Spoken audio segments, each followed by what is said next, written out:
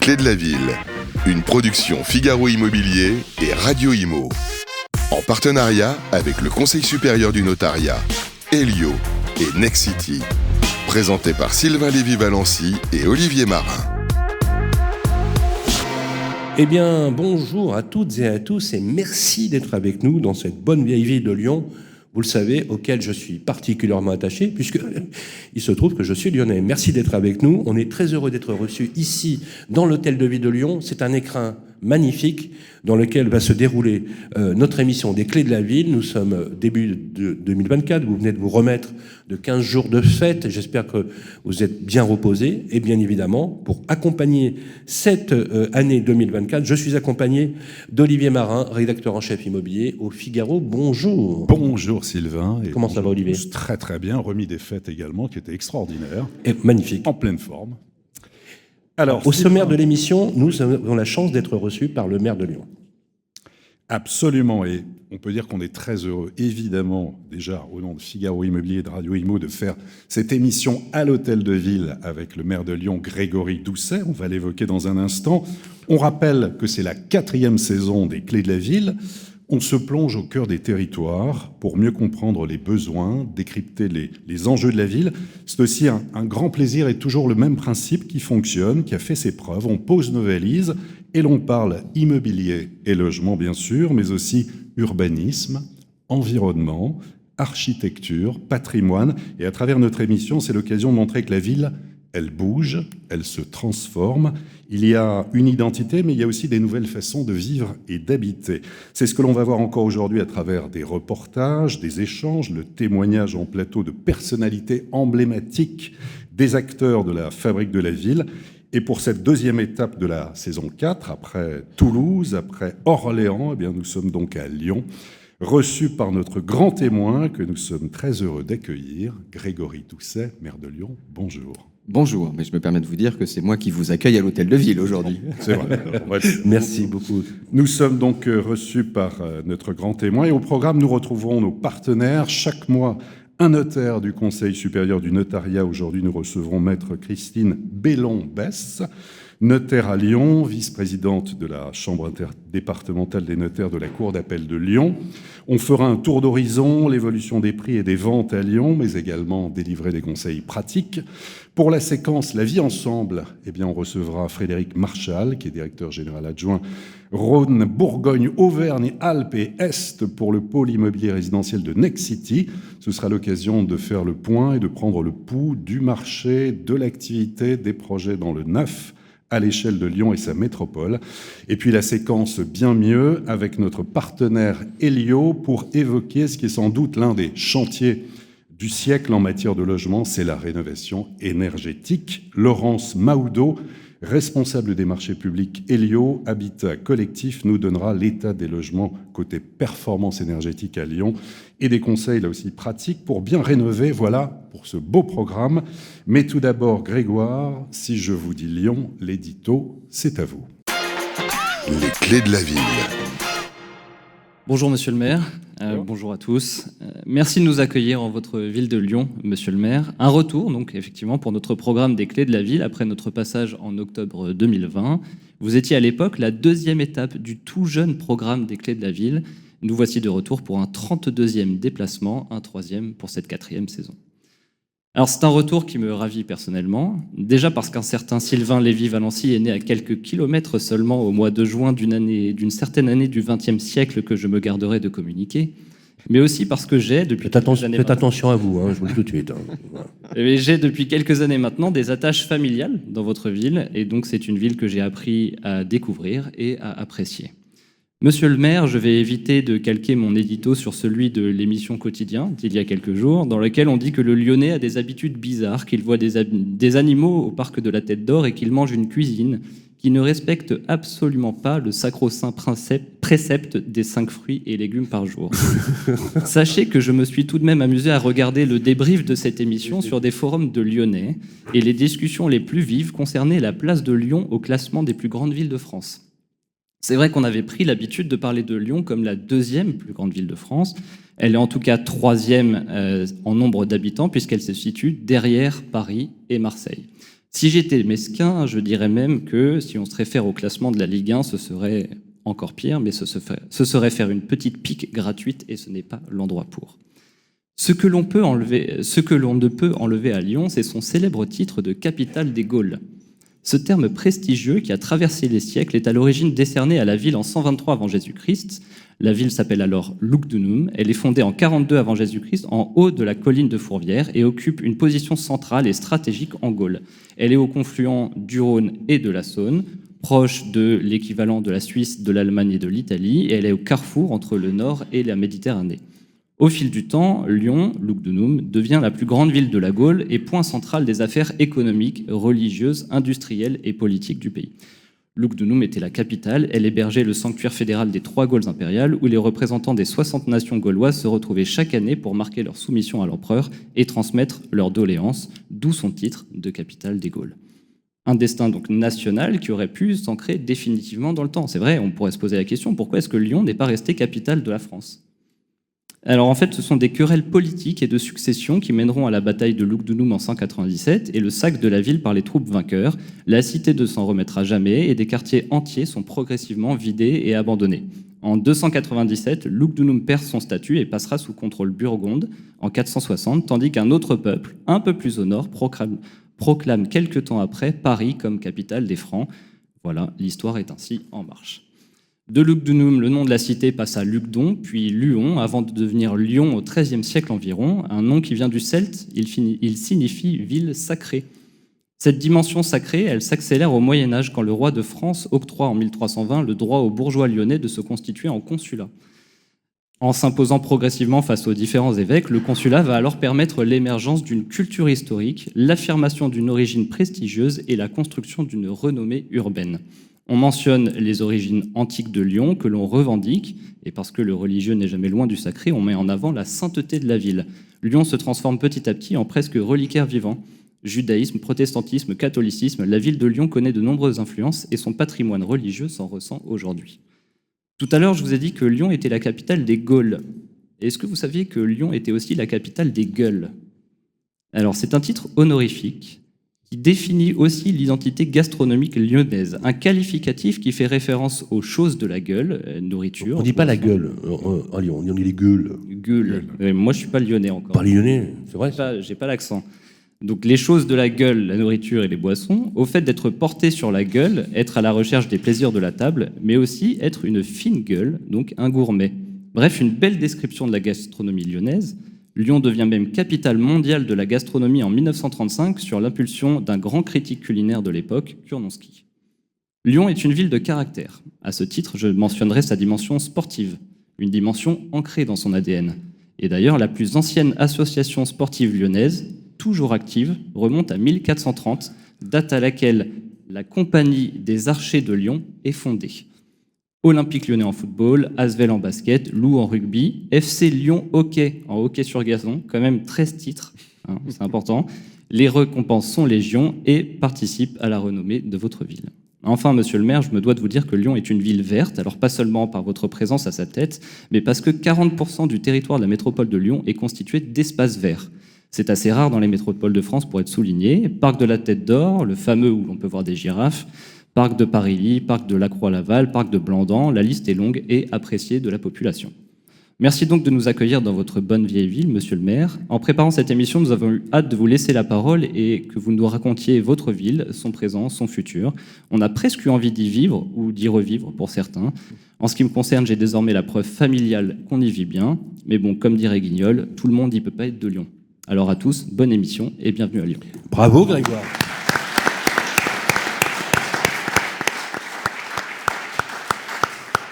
C'est bien Grégoire. Merci Sylvain. Merci. Beau parcours dans l'histoire de la ville, merci beaucoup. Quelques mots peut-être sur l'édito de Grégoire, monsieur le maire. Vous avez remarquablement illustré justement l'histoire de la ville. Enfin, 2000 ans d'histoire, forcément, ça dit quelque chose de notre ville. D'abord, ça crée un attachement très très fort des Lyonnaises et des Lyonnais à leur patrimoine, c'est certain, avec une particularité architecturale, urbanistique de cette histoire. Vous ne l'avez pas mentionné dans votre édito, mais je crois que ça vaut la peine de le rappeler que la ville, effectivement, s'est construite d'abord sur le site de Lugdunum, donc sur une colline, la colline de Fourvière aujourd'hui, puis petit à petit descendue sur les pentes pour rejoindre la Saône. Là, la ville, c'est au moment de la Renaissance, la ville, on va dire, s'est établie. Les banquiers, les fameux banquiers florentins qui sont arrivés et qui ont fait la richesse à l'époque de la ville, notamment architecturale, avec des pavillons de l'époque Renaissance absolument magnifiques encore aujourd'hui. D'ailleurs, le musée Gadagne, qui est le musée d'histoire de la ville, se trouve dans l'un des plus beaux bâtiments du Vieux-Lyon. Et puis après, la ville continue son développement, traverse la Saône, arrive sur ce qu'on appelle aujourd'hui la presqu'île. Et puis ça va être notamment au 19e siècle, on va voir arriver énormément de ces bâtiments. Voilà. Si on était à Paris, on appellerait ça le style haussmannien, mais à Lyon, on appelle ça le style du préfet Weiss, qui est celui qui, à l'époque, au 19e siècle, a notamment beaucoup travaillé sur l'urbanisme de la ville. Et puis ensuite, la ville traverse le Rhône, donc continue sa progression vers l'Est. Vous savez que le Rhône, pendant très longtemps, était la frontière de la ville. Pendant très longtemps, il n'y avait qu'un seul pont pour traverser le Rhône, le pont de la Guillotière. Et puis ensuite, donc, au 19e siècle, la ville se déploie vraiment à l'Est. Et depuis, la ville s'est énormément construite sur l'Est. Donc on peut lire l'histoire architecturale bien sûr de la ville en promenant son regard comme ça, ou pas que son regard, bien évidemment, en se promenant pour de vrai, d'ouest en est, et découvrir les différentes périodes qui font la richesse architecturale de la ville. Avec, quand on arrive totalement à l'est de la ville, quand on arrive dans les quartiers qui ont été élaboré par Tony Garnier, l'un des grands architectes de la ville au XXe siècle, on arrive sur, non pas la fin du patrimoine, parce que la ville, elle continue de se construire. C'est pas au public qui est là que je vais dire l'inverse, et c'est pas à vous non plus, bien sûr. Cette histoire, ce patrimoine architectural, il est pas simplement vivant parce qu'on fait en sorte qu'il soit encore en bon état, mais il est vivant parce qu'il continue de s'élaborer. Mais il y a véritablement cette lecture d'ouest en est qui est très intéressante à faire quand on veut bien s'approprier ce qu'est l'histoire architecturale de la ville. On voulait vous faire plaisir et vous offrir un joli reportage qui a été tourné sur cette ville. Je suis ravi que vous nous disiez tous ces mots, puisque c'est exactement le déroulé du reportage et des images que nous avons tournées. La preuve en images, pour vous, c'est le reportage.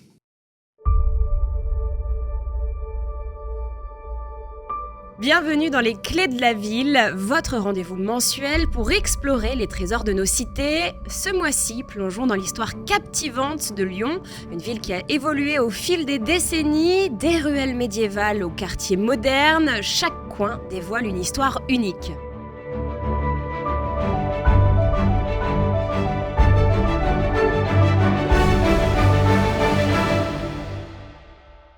Explorez avec nous les particularités qui font de Lyon un joyau urbain, des rives animées du Rhône aux douces méandres de la Saône. Dans les rues vivantes, partons à la découverte des traboules qui peuplent la ville, renfermant anecdotes et mystères. Laissez-vous tenter par la délicieuse cuisine locale et bien sûr, goûtez aux fameux bouchons qui font la renommée de Lyon, comme un clin d'œil à l'héritage culinaire de Paul Bocuse.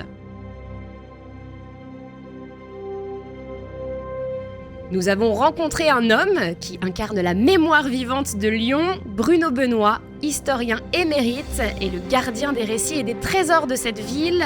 Aujourd'hui, il nous ouvre les portes de l'espace signature de Lyon, un lieu prestigieux en plein cœur de la cité, dédié au travail flexible et au partage de bureaux, avec ses salles de réunion, ses espaces collaboratifs et ses bureaux haut de gamme. Cet espace offre bien plus qu'un simple lieu de travail. Cette ville est une ville tout à fait particulière. L'histoire de Lyon, elle commence en moins 43 avant Jésus-Christ, quand un lieutenant de Jules César, de la fameuse guerre des Gaules, est chassé avec ses vétérans. Les vétérans sont les anciens soldats, et ils sont chassés de la ville de Vienne, qui était la grande ville romaine jusque-là, et qui remontent, au lieu d'aller vers le sud, qui était déjà bien romanisé, ils vont vers le nord, et ils rencontrent cette fameuse confluence et ces collines la colline de la Croix-Rousse et de Fourvière, qui vont être en quelque sorte le cœur de leur implantation. Il est évident que la confluence qui se faisait à l'époque à la place des terreaux, donc pas du tout où elle est aujourd'hui, mais beaucoup plus au sud, créait pour les Romains qui regardaient vers l'Italie, quand même vers Rome, une possibilité de navigation. Ils vont davantage s'installer sur la colline de ce qu'on appellera Fourvière, et c'est là qu'ils vont faire le forum, c'est-à-dire la place publique romaine avec les temples aux dieux et à l'empereur. Et c'est de cette colline qu'il y aura en quelque sorte le début de l'implantation et les Romains glisseront vers la Saône. Le monument qui incarne l'identité de Lyon, c'est l'hôtel de ville, Place des Terreaux. Magnifique hôtel de ville de style Louis XIII. Ça, c'est l'incarnation de l'identité lyonnaise. Le monument le plus connu, celui qui est le plus représenté, c'est Fourvière. Cette basilique, construite en 1896, en hommage aux vœux que les Lyonnais ont fait à la Vierge pour que les Prussiens n'arrivent pas à Lyon. Et c'est l'époque aussi où il faut reconquérir un peu le peuple, qui a un peu délaissé Dieu. Donc on essaye de reconquérir par des constructions qui se voient. Et c'est vrai que Fourvière, on le voit. Mais la place Bellecour, c'est une place qui a plusieurs dimensions. D'abord, c'est une place que Louis XIV a imposé que rien ne soit construit. C'est une place qui est un poumon. On fait des défilés militaires, on fait des parades, ou c'est une place où on donne à voir.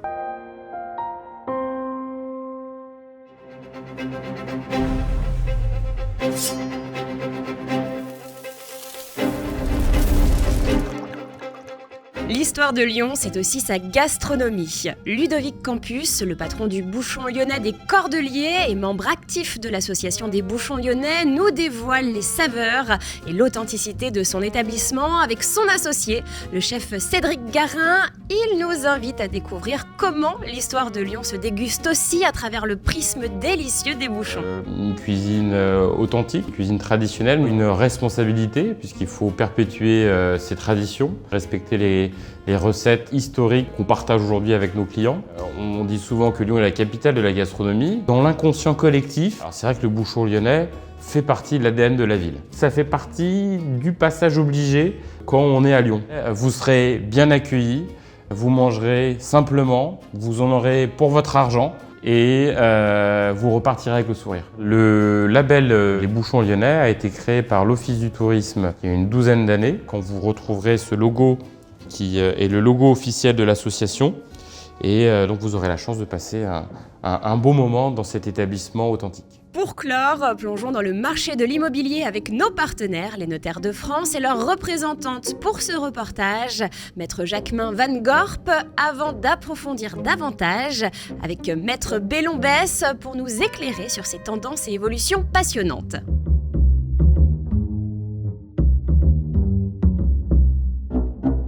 En termes immobiliers, mais je pense que la ville de Lyon se projette très bien dans le futur, dans le sens où c'était une ville qui a toujours été attractive. Mais Lyon a cet atout à la fois de situation de la ville par rapport à sa proximité, ce que je disais tout à l'heure, avec la montagne, avec la mer, cette culture qui existe à Lyon. On a vraiment beaucoup de théâtres, de théâtres qui soient petits, gros. On a quand même eu beaucoup de comiques qui s'en sont révélés à Lyon, des femmes notamment.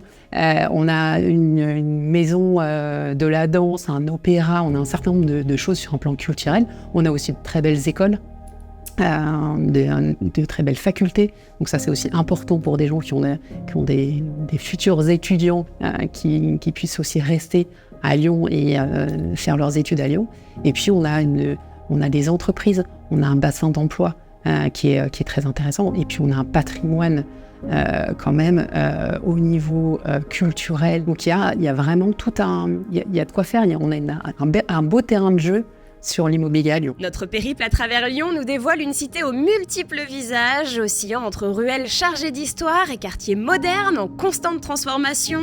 Chaque coin de la ville, imprégné d'une essence unique, témoigne d'une richesse culturelle qui transcende les époques. Lyon, ville des Lumières, continue de captiver par son dynamisme et sa diversité. Merci de nous avoir accompagnés dans cette exploration des clés de la ville.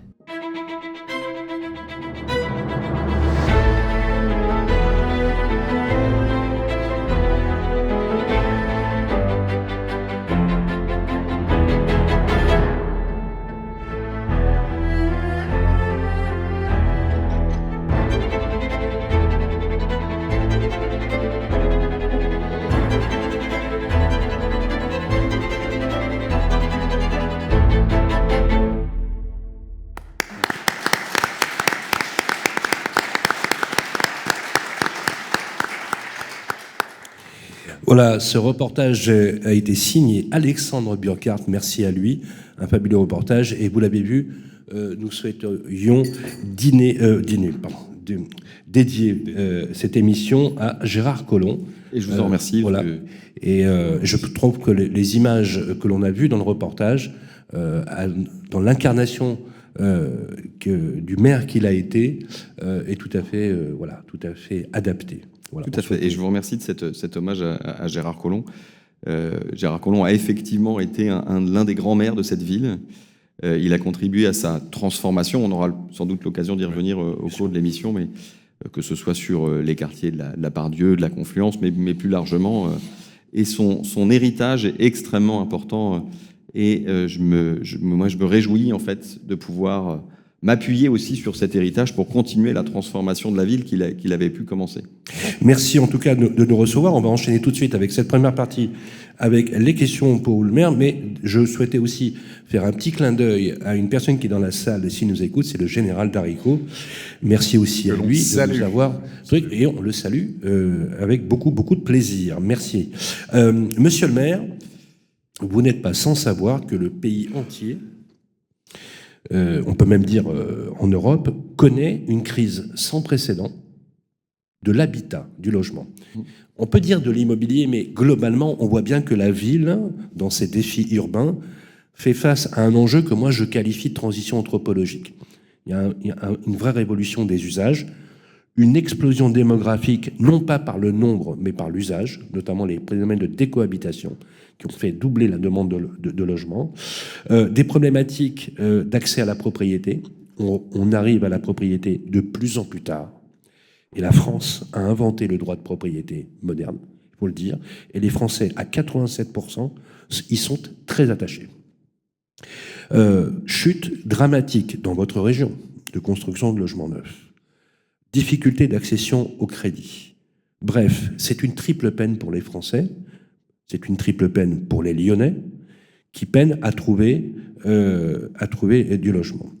Lyon affirme son ambition sur la question et je dois saluer véritablement, et nous on a l'expérience avec Olivier Marin, du courage politique que vous avez avec la mise en œuvre. On l'a découvert lorsqu'on a préparé cette émission.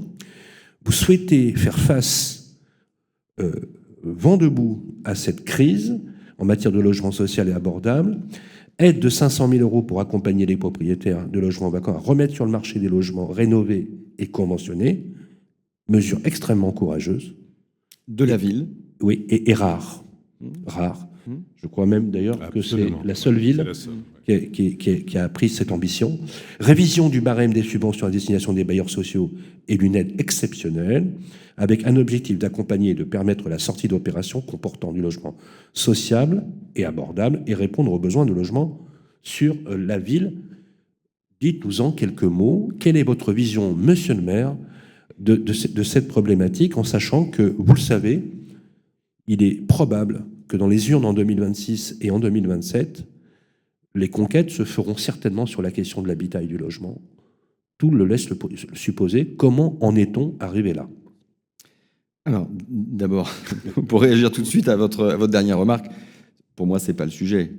La vraie question, c'est effectivement comment peut-on faire aujourd'hui pour que les Lyonnaises, les Lyonnais, mais aussi les gens qui souhaitent pouvoir s'installer dans notre ville, et ils sont nombreux, puissent trouver de quoi se loger de manière abordable, mais surtout en offrant une qualité d'habiter qui est importante. Voilà.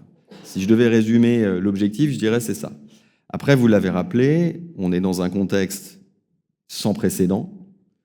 Les taux d'intérêt ont augmenté depuis maintenant plusieurs années, progressivement, mais ont atteint des taux, enfin des niveaux qui font que... On est passé de 1 à 4% en l'espace de 2 ans. Exactement. Ce qui fait qu'aujourd'hui, c'est beaucoup plus difficile et pour des ménages d'accéder à un prêt, parce que les banques ont aussi resserré l'accès à un crédit, en étant plus exigeants sur les conditions d'accès au crédit.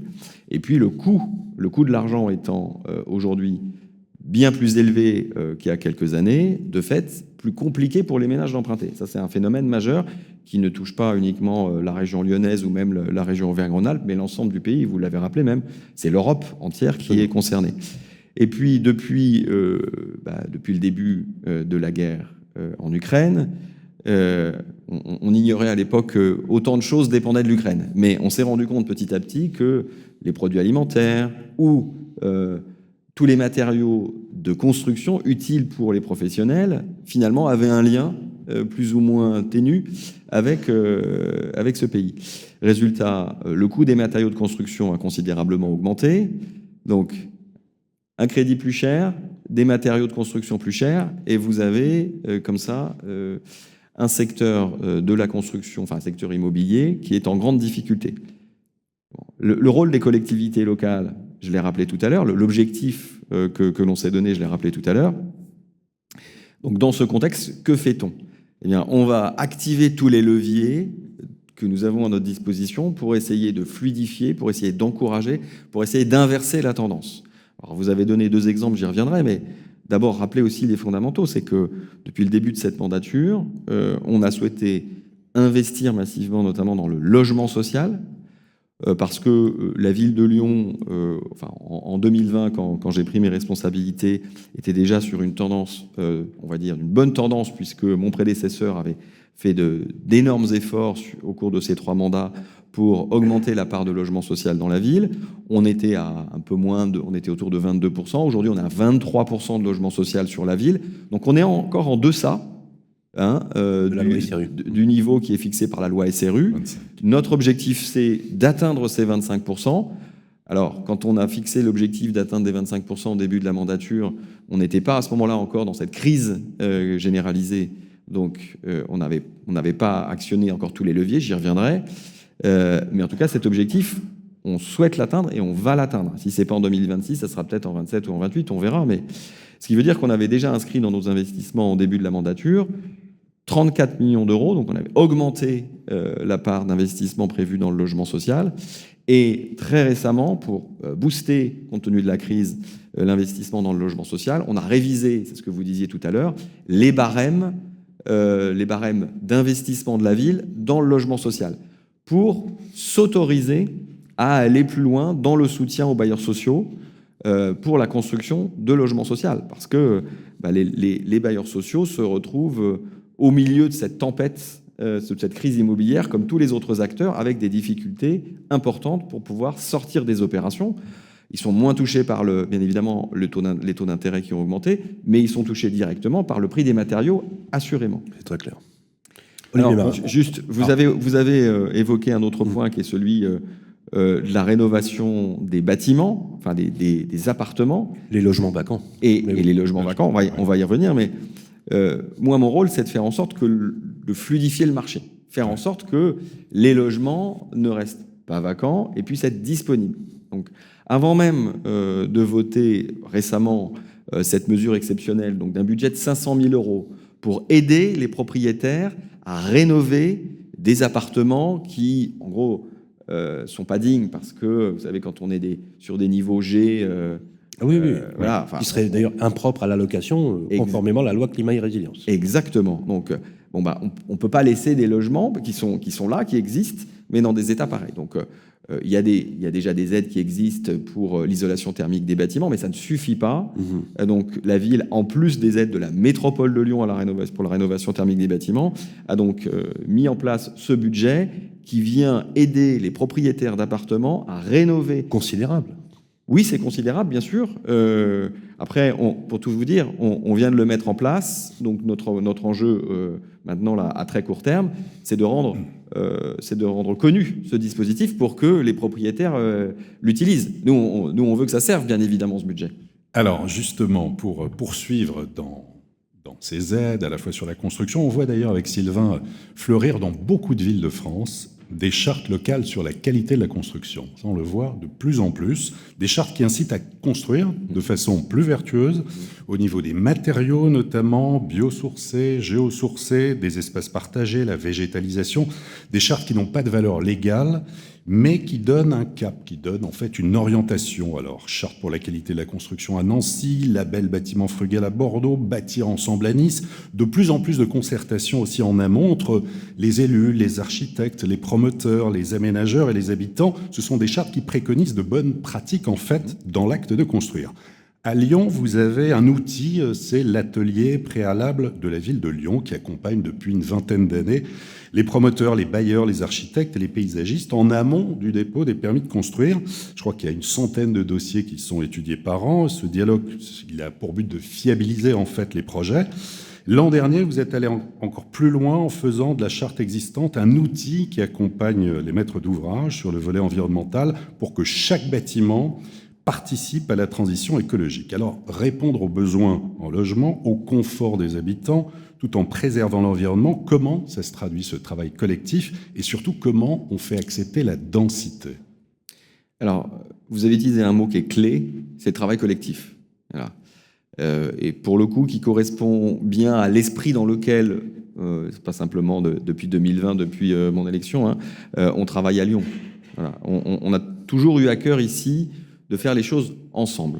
Parce que même si c'est le maire qui signe les PC, hein, les permis de construire, il n'est pas le seul à être aux commandes de la fabrique de la ville. La fabrique de la ville, c'est un travail collégial, collectif, qui se fait parce qu'il y a des porteurs de projets, parce qu'il y a des architectes qui ont des idées, des promoteurs qui ont envie de les réaliser, parce qu'il y a des attentes de la population, bien évidemment, qu'il faut entendre, qu'il faut traduire dans cette conception, dans cette fabrique de la ville.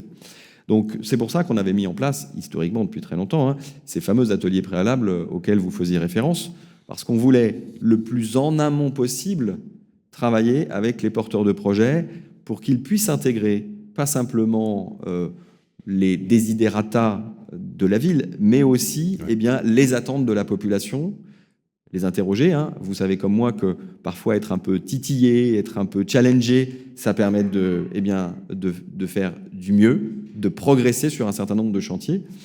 Donc c'est ce qui se passe dans les ateliers préalables.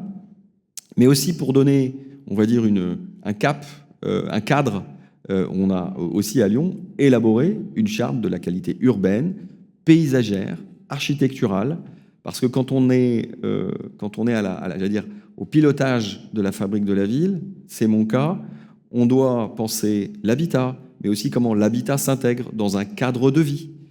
Et c'est ce qui fait d'ailleurs la qualité de la vie au quotidien pour les Lyonnaises et les Lyonnais. C'est cette articulation entre la qualité du logement, la qualité des espaces publics, la qualité des équipements publics aussi. Ça, c'est un point aussi qui m'est particulièrement cher. On y reviendra peut-être, mais Lyon souffrait d'un déficit d'équipements publics et souffre encore, hein, parce que même si on investit massivement, ça ne suffit pas, mais d'un certain nombre d'équipements publics. Je pense par exemple aux piscines. Là, on est en train de construire une nouvelle piscine parce qu'il y a des attentes. Voilà. Mais dans la mouture justement des outils que vous mettez en place, avec la métropole de Lyon, la ville de Lyon et la ville de Villeurbanne, vous venez de lancer une société publique locale, une SPL, la SPL MELAC. Absolument. C'est quoi son objectif ? Son objectif, justement, c'est de pouvoir réaliser des équipements publics qui correspondent à des attentes de la population, bien évidemment. Avec la ville de Villeurbanne, la métropole de Lyon et la ville de Lyon, on a de ce fait un outil supplémentaire pour agir. Je vous disais tout à l'heure, dans cette crise immobilière, on active tous les leviers qui sont à notre disposition. Eh bien, on va même créer des leviers supplémentaires. Voilà. Parce que si on veut pouvoir répondre aux enjeux, on a nos budgets, nos décisions politiques, mais il nous faut aussi derrière des outils, des moyens pour pouvoir les déployer. Bien sûr. Donc, alors, la SPL MELAC, c'est une réponse, notamment pour réaliser des équipements publics. On a par le passé aussi fait appel à une autre SPL, la SPL OSE, notamment pour la rénovation thermique, de la rénovation de bâtiments. Nous, à la ville, on a utilisé la SPL OSE pour la rénovation de 3 groupes scolaires, par exemple. Donc, cela vient en plus de nos capacités en propre, avec nos services, avec nos équipes qui peuvent réaliser des opérations. Et on s'appuie aussi, bien sûr, sur les capacités de faire des bailleurs sociaux. Quand on parlait tout à l'heure des investissements qu'on réalise dans le logement social, ils ne sont pas réalisés propres par la ville de Lyon, mais ils se font à travers les bailleurs sociaux. C'est vrai que c'était l'objectif de pallier le manque de logements neufs. Je rappelle la proportion. Hein. La métropole, c'est 61%, la ville de Lyon, c'est 31%, et la ville de Villeurbanne, 8%. Dans la SPL MELAC. Dans la SPL MELAC, pardon. En matière de logement, d'accès au logement, alors beaucoup souhaitent accéder à la propriété, d'autres simplement pouvoir trouver une location. Je regardais à Lyon sur le site Figaro Immobilier et je regardais aussi sur Se Loger, sur d'autres sites. Typiquement sur Figaro Immobilier, 3000 annonces de biens à la vente, location 319. Il y a un gap absolument énorme, je crois que ça se produit partout en ce moment. Alors beaucoup aussi de locations classiques, traditionnelles ou en meublé sont partis sur Airbnb. Enfin, bon. On pense notamment, évidemment, les difficultés de se loger. On pense aux étudiants, bien sûr, qui ont de plus en plus de difficultés à trouver un logement. Alors, à Lyon, comme à Villeurbanne, les loyers sont encadrés. C'est une expérimentation depuis 2021. Alors, monsieur le maire, avec le recul, êtes-vous satisfait, favorable à la reconduction du dispositif? Certains disent que ça a un effet pervers, en fait, que ça se retourne finalement contre le locataire, qu'il y a de moins en moins de location, et que certains sont partis à cause de ça sur Airbnb ou d'autres sites de location touristique ou désinvestis. Donc réduction du volume de propositions à la location qui crée un boulot. Est-ce que cet encadrement des loyers, est-ce que pour vous, qu'il aurait des effets pervers, ou grâce à lui, est-ce que c'est la fin de la flambée des prix, ce qui était l'ambition initiale? Quels sont les premiers résultats, si vous en avez? D'abord, revenir quand même sur le contexte, si vous me le permettez, oui, parce que on a ouvert l'émission sur ce point-là. On est dans une crise immobilière. Donc, on pourrait se contenter, en tant que collectivité locale, d'attendre que ça passe et de se dire, bon, bah, les crises, ça va, ça vient, il y a un moment, ça va repartir. Non, c'est pas ma façon de faire. On a parlé d'un certain nombre de mesures qui visent à inverser la tendance et à surtout permettre à celles et ceux qui aujourd'hui sont les premières victimes de cette crise immobilière d'avoir des réponses. Voilà. Ce que je suis en train de vous dire clairement, c'est que je suis déterminé à apporter des réponses sur l'ensemble des phénomènes qui sont des causes ou des conséquences de cette crise. Alors, j'ai pas la main sur les taux d'intérêt, ça vous le savez, hein. Bon, j'ai pas la main non plus sur le prix des matériaux, encore que, en facilitant l'émergence d'un certain nombre de filières, notamment de matériaux biosourcés ou géosourcés, grâce aux investissements publics, eh bien, on agit aussi sur les filières d'approvisionnement pour les matériaux. Mais voilà, sans aller plus loin, sur les questions que vous me posez, il faut du volontarisme. Pour moi, c'est déterminant. Donc oui, on a mis en place l'encadrement des loyers et on voit des résultats qui sont aujourd'hui encourageants, avec des loyers qui sont contenus, voire qui ont commencé à baisser. Il y avait beaucoup d'excès avant, c'est ça que vous voulez dire en fait? Oui. Il y avait beaucoup d'excès et la contrainte qu'on a mise sur les loyers visait à mettre un peu de régulation dans tout ça. Mais ce n'est qu'un levier. Il y en a d'autres que nous avons actionnés. On a eu aussi une action extrêmement volontariste sur les meublés de tourisme. Parce que Lyon est une ville magnifique, on l'a vu dans votre reportage. Lyon est une ville que beaucoup de gens ont envie de venir visiter. Et je m'en réjouis en tant que maire, bien évidemment. Pour autant, l'effet pervers du développement des meublés de tourisme, on le connaît sur l'offre locative. Donc il faut pouvoir maîtriser tout ça. Voilà. Et notamment, faire en sorte qu'il n'y ait pas d'abus. Il y a un cadre réglementaire qui existe. Donc on a mis en place... Comme celui de Paris, vous avez limité les nuitées sur le Airbnb à 120 nuitées. Il y a le cadre réglementaire, mais pour que le cadre réglementaire puisse jouer son rôle, il faut qu'il y ait des contrôles.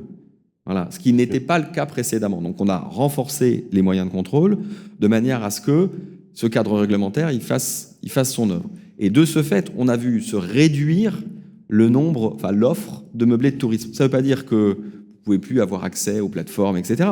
Mais en tout cas, ça veut dire qu'il y a moins d'abus. Il y a des gens qui dépassaient très très largement le nombre de jours autorisés, donc ça c'est terminé.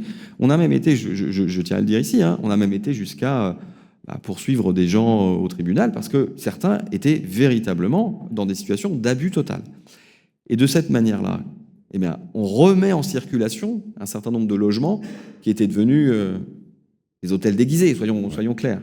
Donc, tous ces leviers, on les actionne. Ce qu'on disait tout à l'heure sur l'aide à la rénovation des appartements pour les propriétaires qui ont 1 ou 2 appartements en plus, ça contribue aussi à fluidifier le marché parce que quand vous pouvez rénover votre appartement, votre résidence secondaire par exemple, et que vous pouvez la remettre sur le marché parce qu'elle est en état d'être loués, ça fluidifie le marché. Donc tous ces éléments-là, mis bout à bout, permettent... Sur l'encadrement des loyers, la réponse c'est est-ce que ça a fonctionné?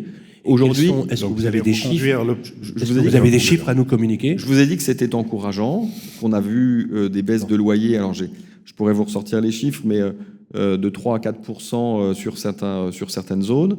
Donc c'est plutôt encourageant. Ça permet à des ménages qui sont en recherche d'un logement abordable de pouvoir plus facilement se loger. C'est aussi l'un des objectifs. Il faut que le marché il soit le plus diversifié possible. Que des gens souhaitent acquérir ou louer des appartements de standing, des très grands, très beaux appartements, c'est très important. Mais il faut aussi que des ménages plus modestes puissent aussi se loger. Vous savez, si on veut pouvoir aujourd'hui avoir des agents du service public, de tous les services publics, pas simplement ceux de la ville, mais de la métropole, de l'État, et je pense aussi bien à des policiers nationaux que des infirmières, que des agents de la ville de Lyon. Si on veut que ces services publics soient rendus dans la ville, et on en a besoin, hein, même si on est sorti de la crise Covid, on sait à quel point on a besoin d'avoir des agents publics. Eh bien, elles-mêmes doivent pouvoir se loger, alors pas nécessairement qu'à Lyon, mais en tout cas sur le territoire de la ville le territoire de la métropole, pour pouvoir ensuite simplement prendre leur fonction à des horaires standards. Et pour ça, on a besoin de faciliter l'accès à du logement abordable. Merci beaucoup, monsieur le maire. Une dernière question avant de commencer nos interventions, et merci d'être avec nous. La transition écologique, non seulement c'est une prise de conscience, mais c'est aussi un engagement. Vous souhaitez faire de Lyon un modèle de ville décarbonée à horizon 2030. Lyon est engagé dans cette transition écologique. Donner l'exemple en matière d'économie sur le chauffage, faire preuve de solidarité énergétique, de bonnes pratiques de travaux, d'éclairage urbain. Alors vous avez mené des expériences d'interruption sur l'éclairage public dans certains quartiers, vous n'avez pas pérennisé, vous avez maintenu en l'état la fête des Lumières. Quel bilan énergétique, même si on a utilisé des LED et de la modulation, où est-ce que vous en êtes et comment ça se concrétise à Lyon? Il y a deux volets. Hein, quand on parle de transition écologique et dans les différents exemples que vous avez donnés, on voit qu'il y a deux volets. Il y a la question de l'énergie, il y a aussi la question des émissions de CO2, de carbone. Oui. Bon. Sur la question de l'énergie, vous vous souvenez qu'à la faveur de l'appel du président de la République l'année dernière, qui nous disait il faut rentrer dans une période de sobriété, on avait bien évidemment répondu présent, parce que d'abord on avait déjà engagé un certain nombre de mesures, mais on a accéléré sur le champ de la sobriété. Vous avez donné quelques exemples sur l'éclairage, notamment en rappelant qu'on avait effectivement testé l'interruption de l'éclairage en plein cœur de la nuit. Bon, ça on va marcher.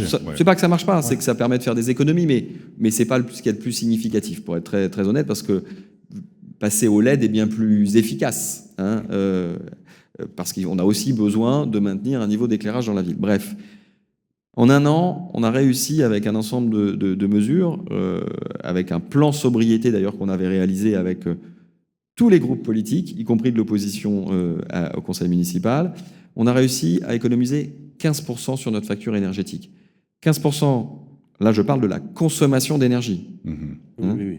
Et dans un contexte où le prix de l'énergie avait considérablement augmenté, là il tend à se stabiliser, mais avait considérablement augmenté, c'était essentiel de réaliser bien évidemment ces économies d'énergie. Donc 15%, c'était l'objectif qu'avait fixé le président de la République en 2 ans. On l'a réalisé en 1 an. Donc vous voyez, avec du volontarisme, eh bien, on arrive à avancer très rapidement. Sur le volet émissions de CO2, qui est aussi fondamental, puisque vous l'avez rappelé, j'ai fixé comme objectif à la ville d'atteindre la neutralité carbone en 2030. Alors, c'est tenable, c'est possible. Alors, je vais vous dire, c'est un objectif que j'ai fixé en tant que maire, mais pas seul. Oui. Nous avons inscrit la ville de Lyon dans un programme de la Commission européenne, de l'Union européenne, qui s'appelle 100 villes climatiquement neutres et intelligentes pour 2030, dont donc Lyon, comme Barcelone, comme Milan, comme Berlin, comme Copenhague, comme Amsterdam, eh bien, fait partie de ce groupe de villes, de 100 villes, qui se sont données comme objectif d'atteindre la neutralité carbone pour 2030. Alors, on n'est pas seul à la ville engagée dans ce challenge. bien sûr qu'il faut que la ville fasse de nombreux efforts. Et on a déjà, nous, ville de Lyon, réduit de 16% nos émissions de gaz à effet de serre depuis le début de la mandature. Donc vous voyez, là encore, avec du volontarisme, on avance. Mais la ville de Lyon, en tant qu'entité, en tant que collectivité locale, n'est responsable que de 5% de ses émissions de gaz à effet de serre sur son territoire. Moi, c'est les 95% restants aussi qui m'intéressent.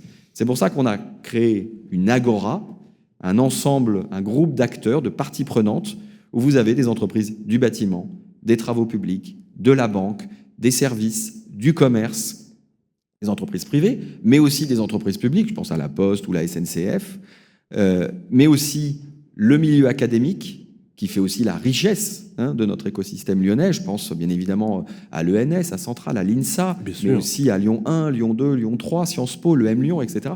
Tous ces acteurs du monde académique sont aussi embarqués dans ce grand projet de décarbonation d'ici à 2030. Et chacun, au travers d'un contrat qu'il passe avec la ville, s'engage sur une démarche qui cible la décarbonation d'ici 2030. Vous voyez, on ne fait pas ça seul parce que ce grand défi de la décarbonation, qui de toute façon est devant nous, la question c'est celle de l'échéance.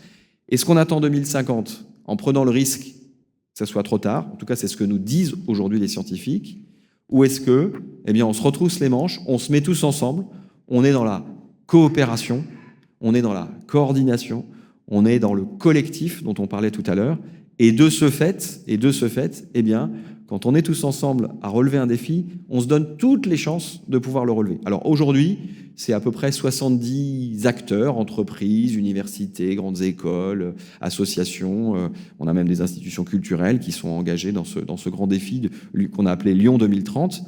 Mais bien évidemment, j'appelle toutes celles et tous ceux, les entreprises, les associations qui seraient pas encore, les institutions qui ne seraient pas encore avec nous, à nous rejoindre. Parce que relever le défi de la décarbonation, c'est un défi extrêmement enthousiasmant, mais qu'on relèvera d'autant plus, facilement, que l'on s'y mettra tous ensemble.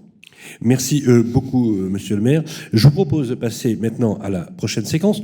Justement, on va entrer dans le concret pour voir justement au quotidien quelles sont les parties prenantes finalement de cette fabrique de la ville, avec comme clé de voûte l'habitat, qui est finalement le marqueur social central des Français. Vous le savez, c'est notre séquence Parlons bien avec le Conseil supérieur du notariat, les notaires de France. C'est dans quelques instants, nous recevrons maître Christine Bellon-Besse pour nous parler justement des prix ici à Lyon. C'est dans quelques instants. Les clés de la ville, parlons bien, avec le Conseil supérieur du notariat. Eh bien, de retour sur le plateau, merci en tout cas de nous suivre. Voilà, en ce début d'année 2024, nous sommes ici dans un écran formidable, toujours accueilli avec beaucoup de plaisir par l'hôte de ces lieux. Il est avec nous, c'est Grégory Doucet, le maire de Lyon. Merci Grégory Doucet de nous accueillir. C'est vraiment un enjeu magique ici, un écrin architectural. On est très heureux d'être ici et nous recevons Olivier Marin, les notaires à Lyon. Alors oui, comme chaque mois, Sylvain, effectivement, un notaire du Conseil supérieur du notariat. Et aujourd'hui, nous avons le plaisir de recevoir maître Christine Bellon-Besse. Bonjour. Bonjour monsieur le maire, bonjour à tous. Vous êtes notaire à Lyon, vice-présidente de la Chambre interdépartementale des notaires de la Cour d'appel de Lyon. Et avec vous, donc, on va faire un tour d'horizon de l'immobilier ancien, l'évolution des prix et des ventes, mais également délivrer des conseils pratiques. Alors, juste quelques chiffres clés pour démarrer. 4 980, comme 4 980 €, c'est le prix médian au mètre carré d'un appartement ancien à Lyon. Alors, c'est une baisse de prix, on est à moins de 2,6 sur un an, mais à relativiser, puisqu'on a eu 30% de hausse de prix depuis 5 ans. 456 000, c'est le prix médian d'une maison ancienne à l'échelle de Lyon. Et puis, on le voit dans beaucoup de villes, l'attentisme, une baisse des transactions. Quel constat faites-vous, maître ? Alors, effectivement, on peut dire que Lyon est effectivement très impacté par cette crise immobilière que nous sommes en train de vivre. Mais je dirais aussi que Lyon est victime de son succès. Parce qu'on l'a vu tout à l'heure et on l'a vu notamment dans le reportage, Lyon est une ville attractive. Nous, dans nos études, on a pu recevoir beaucoup d'acquéreurs qui venaient d'autres régions, qui venaient de Paris notamment, ou des expatriés en rentrant en France qui avaient choisi Lyon. Donc je pense que Lyon est victime de son succès et restera quand même une valeur sûre et restera attractive. Pour autant, effectivement, on le sait tous, on est malheureusement engagé dans cette crise immobilière avec un parcours résidentiel qui reste compliqué. Alors, nous sommes un petit peu les professionnels, le conseil du quotidien des gens qui souhaitent acheter. Il faut redire encore, on l'a déjà dit, que les Français sont extrêmement attachés à la résidence, à la propriété privée et à la propriété privée de leur résidence principale. Une enquête, encore il y a peu de temps, du Crédit Foncier disait nous délivrer que 7 Français sur 10 souhaitent encore être propriétaires. Donc on est quand même dans cette France des propriétaires. Et nous, effectivement, on est là pour venir les accompagner. Alors pour des chiffres, évidemment, les chiffres que je peux vous donner, c'est que sur Lyon, on a une baisse des prix que l'on note, que tout le monde note, d'à peu près 5% sur l'année. Donc la baisse, elle est présente. Mais elle est... Là, c'est à l'échelle de la métropole ou à l'échelle de la ville? De la ville de Lyon. De la ville de Lyon. Et évidemment, je parle de l'ancien, hein, je ne parle pas du neuf. Sur l'ancien, alors l'ancien, qu'est-ce que c'est? Ce sont les appartements anciens, les maisons anciennes. Alors sur Lyon, évidemment, on est plus... 5% sur une année. Hein. Oui, 5% sur une année. Donc cette baisse, elle existe, mais on ne peut pas dire qu'elle soit extrêmement significative. En revanche, ce qui est extrêmement significatif, c'est la baisse des volumes. La baisse des volumes, on est entre 15 et 20% sur l'ancien. Donc ça, effectivement, on peut dire que ça se vend beaucoup moins. Ça se vend beaucoup moins. Alors, pour les professionnels de l'immobilier que nous sommes, nous savons pertinemment que la baisse des volumes est toujours préalable à la baisse des prix. Pour l'instant, on est face à un attentisme, hein, on l'a vu, on reparle du parcours résidentiel. Beaucoup de ménages n'ont pas décidé de ne pas acheter, mais ils ne peuvent pas acheter, notamment les primo-accédants. Hein, l'accès au crédit, on l'a dit, est difficile. Hein, les banques ne financent pas comme nos clients le souhaiteraient. Donc, effectivement, là-dessus, on essaie de les conseiller au maximum. Et si je peux leur donner un conseil, c'est aller voir votre notaire pour qu'il réfléchisse avec vous sur les moyens à mettre en œuvre, hein, pour arriver un petit peu à donner des clés. L'émission s'appelle « Les clés de la ville », donner des clés pour essayer d'endiguer un petit peu ces phénomènes, même s'ils sont effectivement présents. On a un certain plateau, les prix à un plateau, que peut-être qu'avec l'attente, finalement, les vendeurs vont commencer à faire encore plus baisser les prix. Est-ce que vous avez une hypothèse de baisse des prix sur l'année 2024? Alors, une hypothèse, ce qu'on a pu entendre, et puis les experts, hein, ce qu'ils peuvent projeter, parce que c'est qu'il faudrait une baisse assez significative aux alentours de 15% des prix pour qu'on puisse dire, qu'on puisse compenser un petit peu la hausse des taux et venir et permettre aux acquéreurs de se relancer dans un projet résidentiel. Ça serait une bonne nouvelle pour les primo-accédants, mais aussi pour les acquéreurs. Et puis on pourrait se loger plus facilement à Lyon, puisqu'aujourd'hui c'est quand même très compliqué. Absolument. Très compliqué. Dernière question, sur les quartiers émergents à Lyon, quelles sont les zones sur lesquelles il serait intéressant d'investir, puisque on a besoin des petits investisseurs pour l'immobilier ancien qui mettent leurs produits sur le marché locatif privé? Alors, il existe des quartiers qui sont, dont les prix ne baissent pas, notamment, je pense au quartier de Gerland.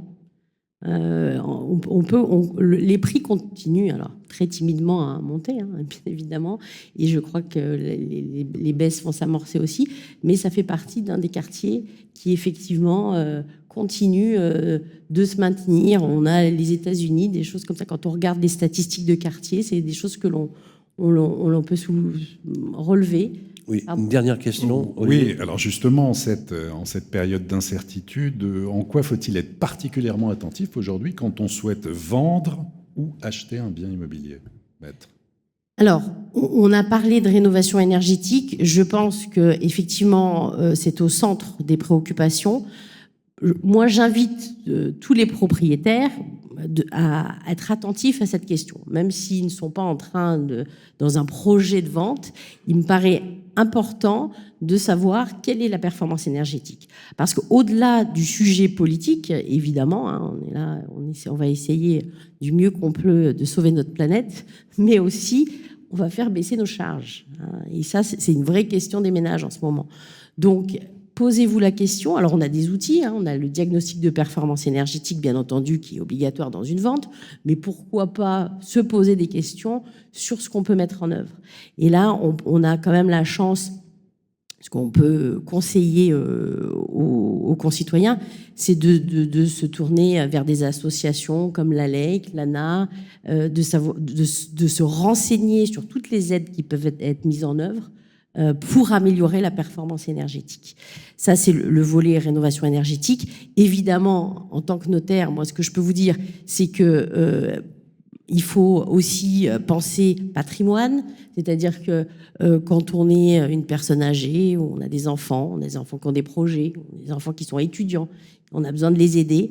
Pensez à aller voir votre notaire, pensez aux dons familiaux, aux prêts familiaux, ça sont des vrais leviers aussi pour pouvoir donner un petit coup de pouce à nos jeunes pour se lancer dans cette aventure de propriétaire.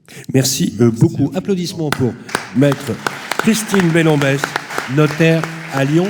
Et on va enchaîner tout de suite. Restez avec nous, maître. Restez avec nous. On va enchaîner tout de suite avec la prochaine séquence avec nos amis de Nexity, où nous allons parler de logement neuf notamment. Quelques minutes, juste avant que le maire nous quitte, puisque vous avez un rendez-vous, vous avez un agenda, j'allais dire de ministre. Non, juste de maire.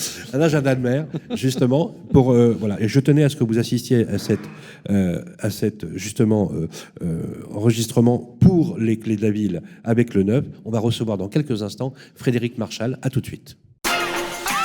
Les clés de la ville, la vie ensemble avec Nexity.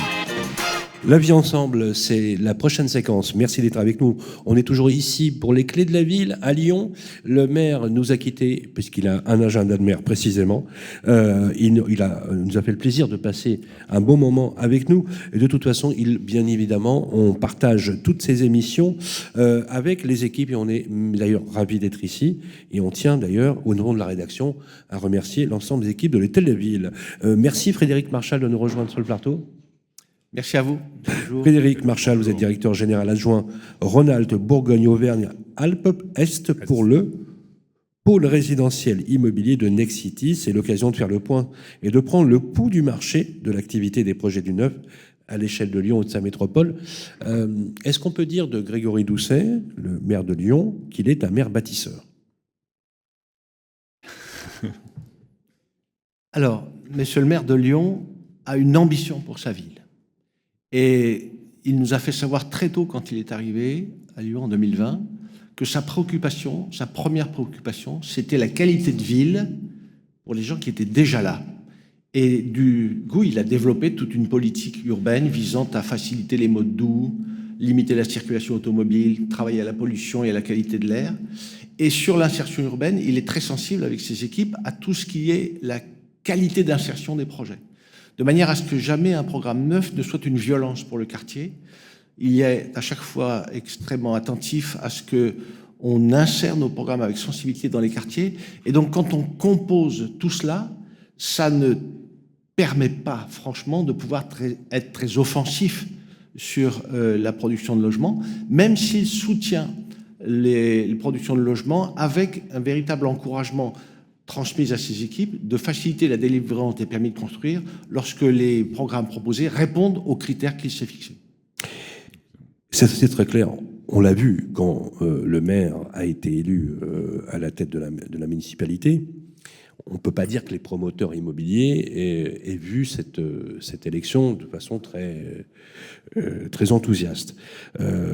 Parce qu'effectivement, on a tous imaginé que les projets, les autorisations d'urbanisme, les permis de construire, allaient s'en sentir impactés. Ce n'est pas tout à fait le cas, parce qu'on voit effectivement qu'il y a des projets choisis, certes avec plus de frugalité, plus de sobriété. Je voudrais qu'on parle de la présence de la filiale à Lyon historiquement, parce qu'on peut le dire que cette filiale a bâti une bonne partie aussi de la ville depuis plus de 30 ans, et notamment la participation depuis plus d'1 an à la Convention des entreprises pour le climat. Absolument. Pouvez-vous nous en dire quelques mots? Oui, bien volontiers. Donc effectivement, Nexity existe à Lyon depuis avril 1992. Il s'appelait à l'époque Nexity Georges V. Et nous avons construit depuis 30 ans à peu près 5000 logements dans Lyon intramuros. Et donc, nous avons contribué à notre mesure au renouvellement de la ville. Et nous sommes heureux de nous projeter vers l'avenir sur le développement de la ville de Lyon, notamment avec un programme dont on parlera sans doute, c'est le programme que nous réalisons actuellement sur Lyon Confluence.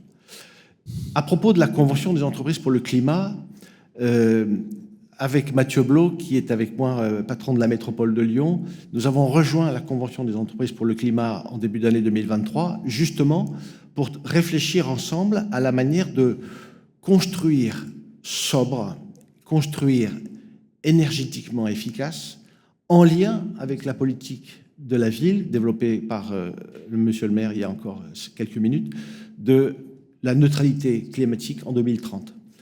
Puisque, vous le savez, la construction génère à elle seule 40% des émissions de gaz à effet de serre, il nous appartenait effectivement de réfléchir à notre mesure sur notre contribution à cet effort que porte la collectivité de Lyon et la métropole, évidemment. On va parler chiffres, parce que les clés de la ville, c'est aussi l'occasion de parler des chiffres. Un marché de la vente au détail qui est en forte décroissance, puisque, bien évidemment, Lyon connaît aussi la crise. Alors, faisons un état un petit peu du marché. J'aimerais avoir, la production de logements qui est aujourd'hui en décroissance. On le voit, on est arrivé à 5391 réservations au plus haut en 2016, 2556 en 2022, et un prévisionnel de 1652 en 2023. Alors ça, c'est les chiffres métropole. Hein. Oui, c'est vraiment une chute. Hein, l'aire urbaine. Pour la métropole. 940 ventes en bloc en 2022, un prix moyen du neuf à 5371 € hors stationnement en 2022, idem en 2023, et le loyer de se situer environ à 13 € du mètre carré pour l'ensemble de la métropole. Ces chiffres-là, quand on les analyse, ça donne le vertige, mais plutôt dans le sens inverse. Hein. Oui, et c'est bien qu'on s'arrête pour finalement faire un peu d'histoire. On est à Lyon, on recevait le maire de Lyon. Je vais vous partager quelques chiffres sur la ville de Lyon, parce qu'ils sont symptomatique d'une situation qui est ancienne. La ville de Lyon a connu son marché le plus actif en 2016. 2016 a été l'année record de la production de logements vendus aux particuliers, puisqu'il s'est vendu 2000 logements en 2016 à des particuliers. Et à l'époque du CDI, oui. 2016, 2000 logements. Nous allons terminer l'année 2023, sans doute, autour de 400, 430 logements, donc le quart. C'est-à-dire que, au fond, par rapport au pic historique de 2016, on fait le quart de la production du record historique. Ce record historique, on le prend après 2016 jusqu'à maintenant, avec finalement le constat d'une décroissance régulière de la production. Régulière. 2016, 2000, 2019, 1300, 2021, 2022, 600, 2023, 400. C'est-à-dire qu'au fond, le maire de Lyon n'est pas responsable d'une situation qui aurait commencé hier. Nous sommes à connaître une décroissance des volumes depuis 2016 qui était régulière. Pourquoi ? Parce que les prix ont augmenté sur Lyon de manière astronomique. Il faut savoir que l'échelle des prix sur les dernières années ont été, entre 2011 et 2021, à une augmentation de plus 40% des prix. Voilà. 2011-2021, plus 40% des prix. Avec deux périodes, 2011-2016, plus 6%, donc une évolution somme toute assez modeste, 2016-2021, plus 34%.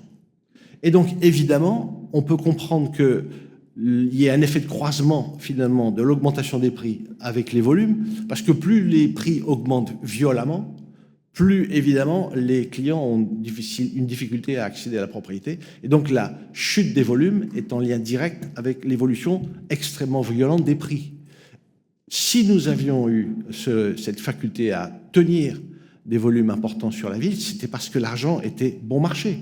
Et oui. Finalement, c'est la faiblesse des taux d'intérêt qui permettait à nos clients de pouvoir assumer les hausses de prix successives. Taux d'intérêt. À partir du moment où les taux passent de 1 à 4,5, évidemment, le marché s'arrête. Et sont pénalisés à la fois les investisseurs et les occupants. Absolument. Alors, Oui, vous avez raison, parce que tout à l'heure, on a donné les chiffres de la métropole. Hein.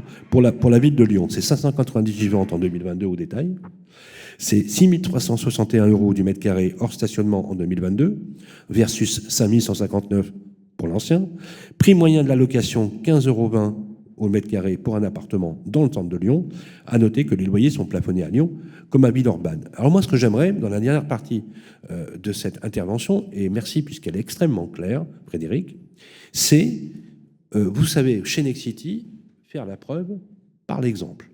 Et d'ailleurs, vous l'avez toujours fait, puisque vous n'avez pas attendu la RE 2020, la nouvelle réglementation qui est passée du T avec le E, environnemental, donc on est passé du thermique à l'environnemental, c'est l'immeuble avec Confluence, c'est l'immeuble qu'on appelle le 22-26, appelé essentiel.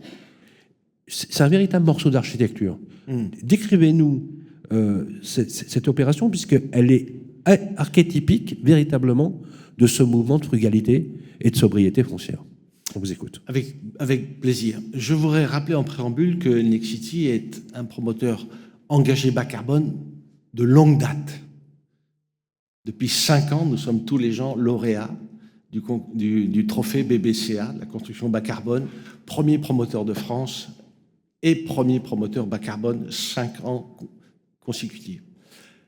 C'est à rappeler parce que, comme vous le rappelez, Sylvain, c'est une culture qui fait partie de l'ADN du groupe.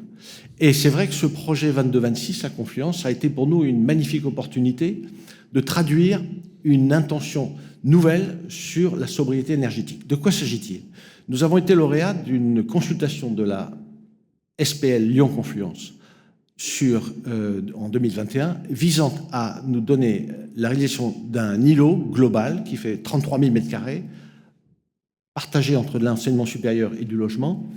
Et dans la feuille de route qui était celle de la SPL Lyon-Confluence, c'était de nous encourager à produire un projet qui puisse être exemplaire au niveau carbone et au niveau consommation énergétique. Sans chauffage et sans clim. Alors, c'est là que nous avons pris contact avec un cabinet autrichien qui s'appelle Baumschlager et Berlet, qui a réalisé en Autriche un bâtiment très singulier qui s'appelle effectivement 22-26. C'est le nom de code que le cabinet d'architectes a donné à ce projet, qui a la particularité de pouvoir, sans équipement de chauffage ni climatisation, assurer l'hiver une température minimum de 22 degrés et l'été une température qui n'excède pas 26 degrés. C'est-à-dire offrir un confort de vie sans équipement de chauffage et sans climatisation. Et nous avons voulu transposer à Lyon cette expérimentation autrichienne. Alors, comment c'est possible? Le principe de ce bâtiment, c'est un bâtiment low technology, un bâtiment qui se fie finalement à sa conception.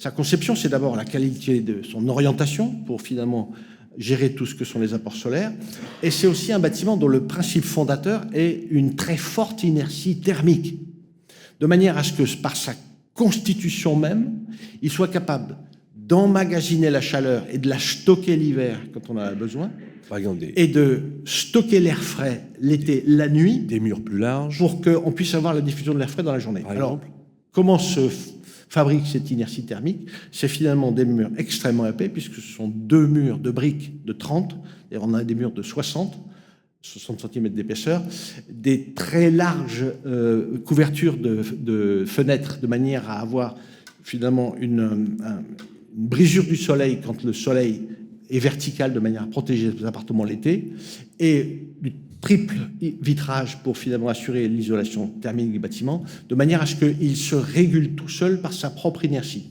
C'est l'ambition de ce bâtiment qui est en cours de construction et qui sera livré fin d'année 2020. Qui est exemplaire au niveau, là, déjà on le voit, énergétique, mais aussi en termes de mixité d'usage. Et on est donc sur la Confluence, mixité d'usage. Alors, effectivement, c'était le mot-clé, la mixité d'usage à Confluence, puisque nous étions invités à réaliser des logements libres, des logements sociaux, des logements en accession à prix maîtrisé, et nous avons voulu pousser une expérimentation en bail réel solidaire, puisque nous avions déjà fait une opération dans la métropole en bail réel solidaire, et le projet comportait une 60aine de logements en bail réel solidaire. Je rappelle, c'est un principe de vente qui permet à nos clients d'être propriétaires des murs de leur appartement, et ils sont locataires du sol. Et quand on s'est interrogé avec Mathieu pour savoir à qui on allait proposer ces bâtiments du 22-26, il nous a semblé naturel de dédier ces appartements à cette population qui finalement est à l'étroit dans son budget familial et pour lesquels l'économie de charge était indispensable. Bien sûr. Et donc nous avons réalisé ce bâtiment 22-26 auprès d'une clientèle de gens qui achètent en bail réel. Donc en fait, vous avez inventé un bâtiment qui redonne du pouvoir d'achat. Absolument. Que, non mais c'est oui. Moi je trouve, non mais je trouve ça remarquable parce que alors bon, le maire a dû nous quitter, c'est dommage qu'il ne soit pas là pour l'entendre, mais que finalement l'industrie privée de la fabrique de la ville est aussi force motrice des transformations inventer des nouveaux modèles de la ville pour inventer des nouveaux modèles. Et alors, parce que alors vous ne vous êtes pas arrêté là parce que je voudrais très rapidement qu'on parle des expériences que vous avez faites, notamment l'expérience de la rue Bataille à Lyon, avec des interfaces en béton bas carbone, parce qu'il existe plus de 250 formules de béton bas carbone. Vous avez aussi du béton en béton bois sur le programme ARTI. C'est ARTI ou Arly ? ARTI, Lyon 3e. ARTI, avenue Félix Faure à Lyon, pourtant je devrais connaître ça, avenue Félix Faure à Lyon, ainsi que effectivement l'innovation que vous avez, puisque vous avez été les premiers à développer du BRS, du bail réel et solidaire, dans lequel on dissocie le foncier du bâti.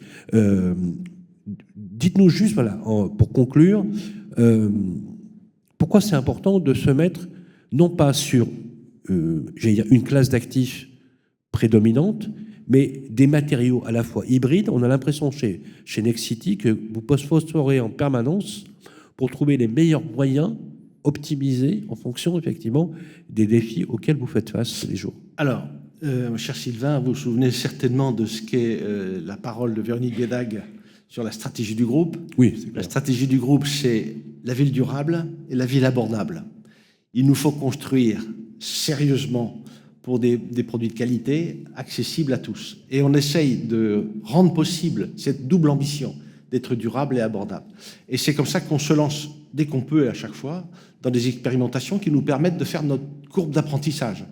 On s'est lancé très vite sur le BRS et on a fait en métropole de Lyon la première opération BRS de Nexity, ici à Lyon. On a fait la première opération tout en béton bas carbone à Lyon 8e, première opération bas carbone, béton bas carbone de Nexity. On fait du béton de bois, première expérimentation de Nexity en béton de bois, etc. On essaie de trouver partout l'opportunité d'être finalement précurseur pour apprendre à construire différemment. Parce que nous sommes dans un changement de modèle. Il faut qu'on révise complètement notre mode de construire. Il nous faut absolument aller de manière résolue vers la préfabrication, la construction hors site. C'est indispensable. Donc, c'est tous les travaux que nous avons en cours qui seront seuls capables de nous permettre de répondre au double objectif d'être ville durable, ville abordable. Merci beaucoup, Frédéric Marchal. Applaudissements pour Frédéric Marchal, directeur général adjoint Rhône-Alpes, Bourgogne-Auvergne, Alpes-Est pour le pôle résidentiel du groupe Nexity. Dans quelques instants, dernière séquence pour notre émission des clés de la ville à Lyon. On va parler du chantier du siècle, c'est de la rénovation énergétique, avec la séquence Bien mieux, animée par nos amis d'Elio. C'est dans quelques instants. À tout de suite. Les clés de la ville, Bien mieux, avec Elio. Et voilà, de retour sur les clés de la ville. Merci à toutes et à tous de nous suivre. Je rappelle que l'émission, vous l'avez récupérée sur l'application de Radio Imo, les plateformes d'écoute qui vont bien, mais aussi sur la plateforme du Figaro. Ça sera diffusé. Et rappelez-vous, le 13, dans 2 jours, vous avez un sorti papier, une petite synthèse qui est rédigée par Olivier Marin. On va parler de rénovation énergétique avec vous, Laurence Mahoudeau. Vous êtes responsable des marchés publics chez Elio. Bonjour. Bonjour. Olivier Marin. Alors, la séquence, oui, effectivement, bien mieux avec notre partenaire Elio pour évoquer ce qui est sans doute l'un des chantiers du siècle en matière de logement, la rénovation énergétique. Alors, Laurence Mahoudeau, vous êtes responsable des marchés publics chez Elio Habitat Collectif. Vous allez nous donner l'état des lieux, notamment des logements à Lyon, comment on peut rénover, des conseils pratiques. Quelques mots d'abord en introduction sur Elio pour rappeler le rôle d'Elio. Alors, Elio, c'est un groupe indépendant qui est spécialisé dans la rénovation énergétique. Nous existons depuis 15 ans et nous accompagnons nos clients depuis les particuliers dans la rénovation énergétique de leur logement, que ce soit une maison ou un appartement, mais aussi en copropriété. Nous accompagnons également les bailleurs sociaux dans le logement social, mais aussi les industriels, le tertiaire, l'agriculture et le transport pour tout ce qui est projet de rénovation énergétique du bâti ou du process. Alors, c'est une période où plus que jamais on a besoin de confiance, on a besoin de transparence, on a besoin d'accompagnement. Qu'est-ce qui a changé concrètement depuis le 1er janvier 2024, notamment si on doit se projeter dans tout ce qui est rénovation énergétique au niveau des textes réglementaires? Quoi de nouveau? Alors, Madame le notaire en parlait tout à l'heure, c'est vrai que l'accent sur cette année 2024 va être réellement mis sur la rénovation d'ampleur des logements individuels, c'est-à-dire qu'aujourd'hui, tous les ménages vont pouvoir avoir une démarche simplifiée et accompagnée. Simplifiée, pourquoi? Parce que désormais, c'est l'ANA, l'Agence nationale pour l'habitat, qui va réunir toutes les aides, que ce soit MaPrimeRénov' ou les certificats d'économie d'énergie. Donc pour les particuliers, ce sera beaucoup plus simple. Ils auront également un accompagnateur de confiance, un tiers de confiance qu'on appelle Mon Accompagnateur Rénov'. Et donc l'objectif du gouvernement aujourd'hui, c'est vraiment d'accélérer et d'intensifier toute cette rénovation énergétique des particuliers. Il faut savoir qu'en 2023, par exemple, il a été rénové 60 000 logements de manière globale, et qu'en 2024, le gouvernement fixe comme objectif de rénover au moins 200 000 logements individuels, pour atteindre un objectif de 900 000 logements en 2030. C'est 50 milliards d'euros. Voilà, donc il y a beaucoup de budget, il y a beaucoup d'accompagnement, et c'est pour vraiment simplifier et massifier cette rénovation énergétique. Et ce qui change cette année, on est beaucoup plus sur la rénovation globale plutôt que les éco-gestes. C'est un vrai changement, ça. Exactement. Parce qu'on était dans le monogeste, maintenant on est plutôt dans le geste global. C'est un changement de politique. Hein, quand même. Alors les aides sont justement aussi mises sur cette dimension de la rénovation globale pour que les gens soient aussi confiants, que ce soit plus simple. Oui. Les aides ont été augmentées, c'est-à-dire qu'aujourd'hui, si un propriétaire bailleur ou un propriétaire occupant, que ce soit pour sa maison ou pour son appartement, du reste, le dispositif des certificats d'économie d'énergie, par exemple, a créé pour 2024 une fiche rénovation d'ampleur d'un appartement, pour que le propriétaire puisse aussi rénover son appartement. L'évolution de MaPrimeRénov'. Exactement. Alors, MaPrimeRénov' va donc aujourd'hui s'exprimer plutôt en saut d'étiquette, c'est-à-dire que plus la rénovation du logement va améliorer l'étiquette énergétique, et bien sûr, plus le projet sera aidé financièrement. Sur MaPrimeRénov', on peut monter si on fait un saut par exemple de 4 étiquettes, si je passe de E à B par exemple sur le référentiel des étiquettes, eh bien on peut monter jusqu'à une aide de 60 000 € pour un logement, ce qui est quand même très important. Ah oui. Alors on va rentrer concrètement maintenant d'abord à Lyon. Quel est l'état du parc de logement à Lyon? Est-ce que Lyon est un bon élève? Alors, Lyon est dans la moyenne de la France, je dirais, pour ne pas trop prendre de risques, mais on s'aperçoit que sur Lyon, on a quand même une majorité d'occupants locataires, c'est-à-dire que la question des propriétaires bailleurs qui louent leur logement avec un logement qui n'est pas forcément, qui est une passoire thermique, devront mettre en œuvre un plan d'action pour rénover leur logement, donc beaucoup de locataires, 33% de propriétaires, et sur les étiquettes énergétiques, alors on a beaucoup d'appartements aussi à Lyon, 95% d'appartements. Sur l'étiquette énergétique, on est dans la moyenne française puisque 35% des logements sont sur les étiquettes E, F et G. Donc il y a du travail, là, il y a vraiment mais boulot. Globalement c'est dans la moyenne française. C'est très symptomatique des grandes métropoles qui ont un habitant ancien. Oui, absolument. Que, voilà, donc, on ne se trompe pas dans le chantier. Voilà, exactement. F et G sont vraiment les priorités de ces prochaines années, puisque la lettre, les logements en G ne pourront plus être loués à partir de... D'ailleurs, on avait fait un dossier, je crois qu'il est dans la salle, le président de la FNIM, Pascal Pancrazio, qui est parti. Il est parti. On a d'ailleurs quelqu'un qui s'appelle Emmanuel Capuano qui est avec nous aussi. Donc c'est vrai que c'est le chantier du siècle, hein, pour être très clair. C'est un chantier de transformation auquel toutes les parties prenantes aujourd'hui sont importantes. Est-ce que vous sentez justement à Lyon que le mouvement est bien engagé ?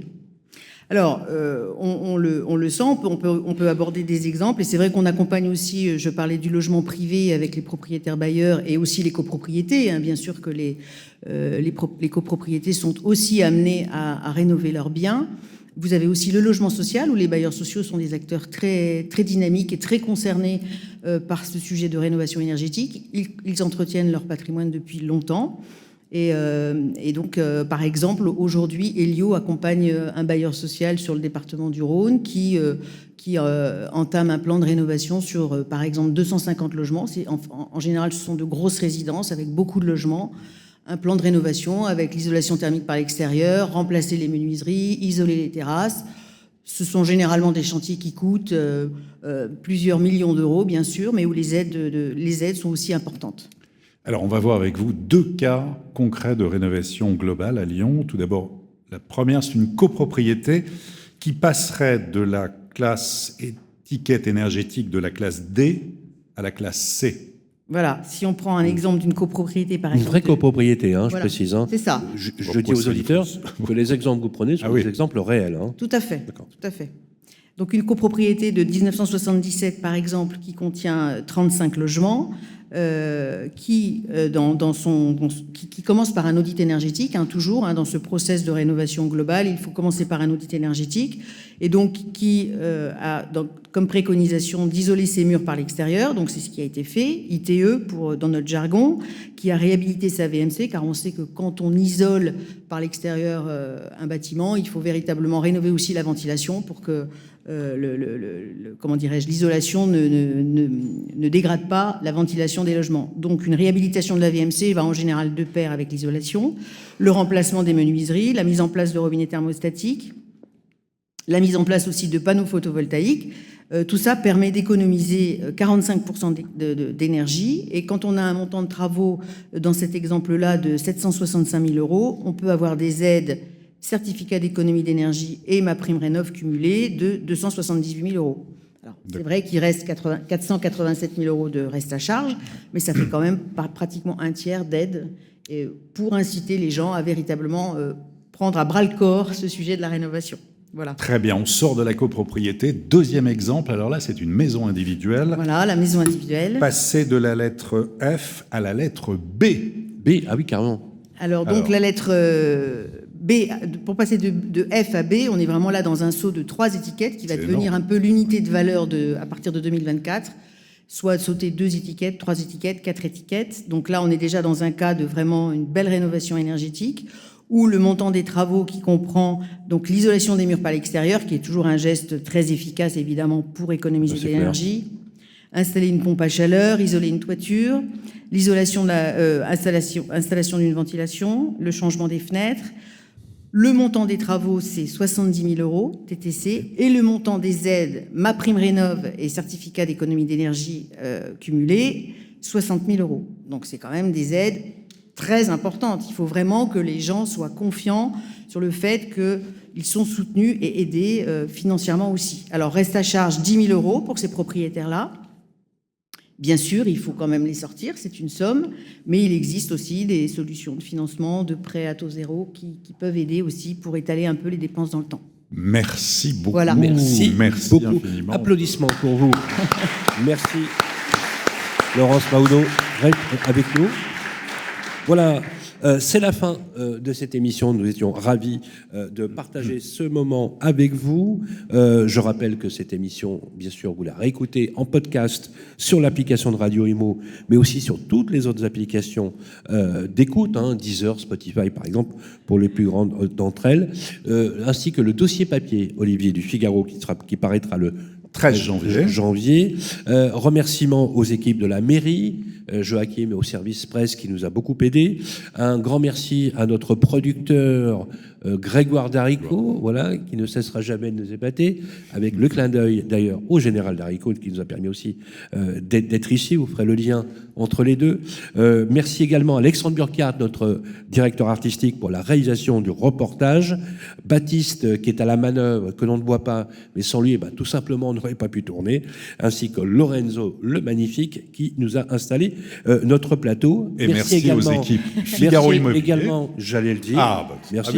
Si on me laisse terminer, je vais peut-être y arriver. Oui, quand même. Merci également aux équipes du Figaro Immobilier. Merci à Olivier Marin. Merci Sylvain. Voilà, merci à Maya, merci à Mélanie, merci à toutes les équipes. Ils sont d'ailleurs là dans le public. Cette émission existe parce que nous allons au contact des maires et des villes de France, mais pas que les grandes villes, mais aussi les petites villes. Et dans quelques jours, Olivier, on va se retrouver le 17 janvier, où une étape à Limoges. Voilà, à Limoges. Avec le maire de Limoges. Voilà, pas loin du Périgord. On va essayer effectivement de repérer peut-être quelques bonnes adresses, parce que s'il y a une chose qu'on aime bien avec Olivier, c'est de trouver quelques bonnes adresses. Hier soir, on a été plutôt gâtés. Voilà, merci encore une fois de nous accueillir ici à l'Hôtel de Ville de Lyon pour ces clés de la ville. Un moment particulier en ce qui me concerne, bien évidemment, puisque je suis très heureux et très fier d'ailleurs d'être lyonnais. À toutes et à tous. Merci, au mois prochain, et d'ici là, prenez soin de vous. Les clés de la ville, une production Figaro Immobilier et Radio Imo.